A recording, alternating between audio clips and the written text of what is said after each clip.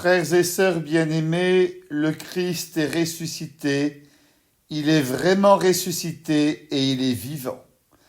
Cette bonne nouvelle arrive à la Beige, Escalquins, Saint-Orens, Belberot, Auziel, Lozerville, Audars et Catala. Frères et sœurs bien-aimés, le Christ est ressuscité pour les paroissiens de Castanet, d'Auzeville, de Deim, Coronsac, Pontpertusa, Péchabou, Mervilla et Rebig. C'est une réalité, Jésus est vivant.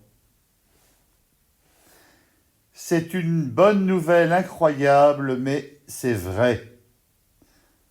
Prenons conscience aujourd'hui que les chrétiens depuis 2000 ans sont porteurs d'une bonne nouvelle. Pris par la routine personnelle, l'indifférence ambiante ou encore le divertissement de ce monde, pris par les préoccupations du confinement et du coronavirus, nous risquons d'oublier que notre foi nous ouvre à une espérance incroyable. À tous les hommes et à toutes les femmes de bonne volonté, cette bonne nouvelle propose un chemin de libération. Elle permet de déposer les fardeaux trop lourds à porter. Elle invite chacun à plus d'amour et de vérité.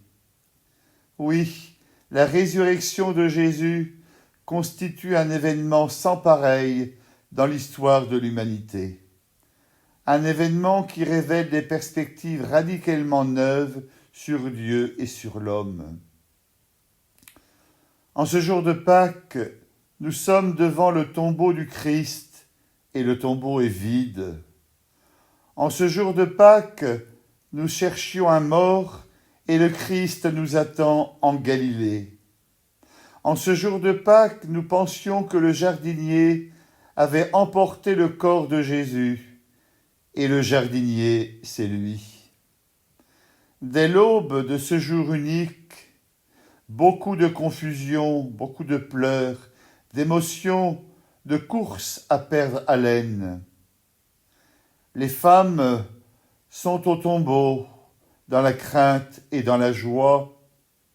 Les apôtres croient et doutent que leur maître est revenu du séjour des morts.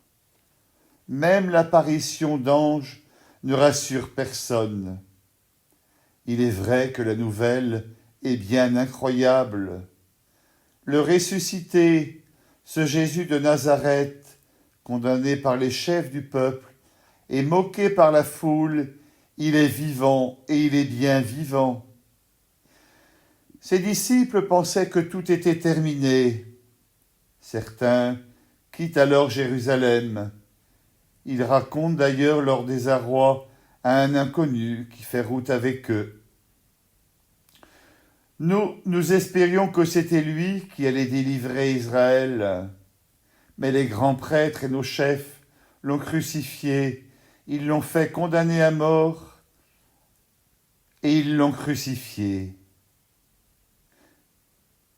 Il leur faut du temps pour que leurs yeux s'ouvrent et qu'ils le reconnaissent à la fraction du pain.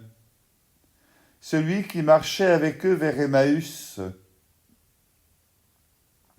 Oui, la bonne nouvelle de la résurrection de Jésus demeure incroyable pour ses disciples. Et il faudra, au-delà des apparitions du ressuscité, toute la force de l'Esprit Saint, le jour de la Pentecôte, pour qu'ils sortent de leurs doutes et de leurs peurs pour annoncer une bonne nouvelle. Si Jésus n'est pas ressuscité, alors notre foi est vaine.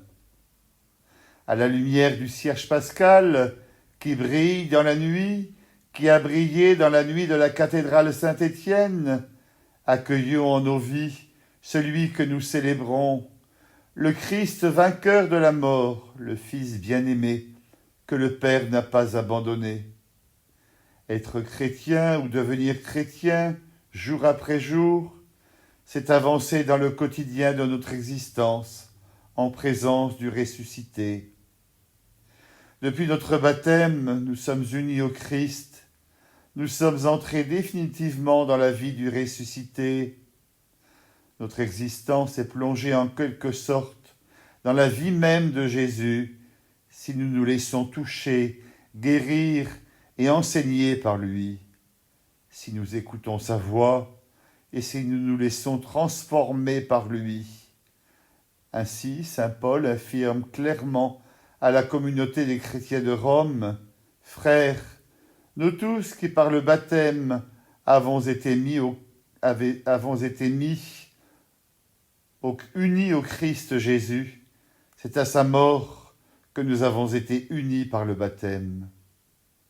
Si donc, par le baptême qui nous unit à sa mort, nous avons été mis au tombeau avec lui, c'est pour que nous menions une vie nouvelle, nous aussi, comme le Christ, qui par la toute-puissance du Père est ressuscité d'entre les morts. Dans la lettre aux Romains, c'est une vie nouvelle qui nous est donnée dans le baptême. C'est une vie nouvelle car le compagnonnage avec le Christ nous ouvre dans l'ordinaire de nos histoires des horizons larges et un regard renouvelé sur les gens et sur les choses. En cette fête de Pâques 2020, plusieurs milliers de personnes de catéchumènes auraient dû être baptisées dans notre pays. Nous pensons à ceux de nos communautés chrétiennes. Ce sont des hommes et des femmes de tout âge, de toutes conditions sociales, qui ont rencontré celui qui est vivant, le Christ, et qui veulent désormais devenir ses disciples et vivre unis à lui. Ces catéchumènes seront unis bientôt, très bientôt, nous l'espérons, à Dieu et à l'Église, et plus particulièrement à nos communautés paroissiales de Castanet et de Saint-Orens. Il nous manifeste combien le Christ ressuscité se rend présent aujourd'hui à ceux et celles qui cherchent un sens à leur vie, qui s'interrogent sur ce qu'est le bonheur ou une vie réussie, sur ce que signifie aimer et pardonner. Ceux et celles qui finalement sont des chercheurs de Dieu et qui découvrent en Jésus-Christ le vrai visage de Dieu. Un Dieu qui s'est fait l'un des nôtres et qui rejoint chacun dans ce qu'il est. Le Christ est venu à leur rencontre et comme dans l'Évangile, il les a appelés à devenir ses amis, ses disciples, des membres de son corps qu'est l'Église. Pour nous, baptisés de longue date, jeunes ou moins jeunes, cette belle et joyeuse démarche des catéchumènes qui recevront le baptême constitue un signe ou plutôt un appel fort à nous interroger. Comme le disait le Saint-Pape Jean-Paul II, qu'as-tu fait de ton baptême ? Qu'est-ce que cela change dans ta vie, dans tes choix, dans tes décisions, que tu sois baptisé ? As-tu conscience de la grandeur de ton baptême qui te fait participant de la vie même de Dieu, comme enfant du Père et frères et sœurs du Christ dans la force de l'Esprit ? Oui, les catéchumènes sont pour nous signes et ils manifestent que la bonne nouvelle de la résurrection est à l'œuvre dans notre monde. La liturgie de Pâques, celle que vous avez suivie hier soir à la cathédrale Saint-Étienne ou en direct de Rome, celle que vous suivrez peut-être ce matin, au jour du Seigneur, la liturgie de Pâques nous invite à renouveler notre profession de foi baptismale. Au contact du ressuscité, nous sommes invités à vivre une Pâques nouvelle, c'est-à-dire un passage nouveau dans notre vie. La vie est plus forte que la mort. Ainsi, il nous est demandé, êtes-vous prêts à renoncer à tout ce qui conduit au péché et au mal pour vivre dans la liberté des enfants de Dieu et suivre Jésus-Christ ? Chacun de nous, confiant en la force de l'Esprit, nous répondons oui à cette invitation de l'Église et nous demandons au Christ de renouveler notre foi notre espérance et notre charité, pour être les témoins fidèles et joyeux de cette bonne nouvelle incroyable mais vraie.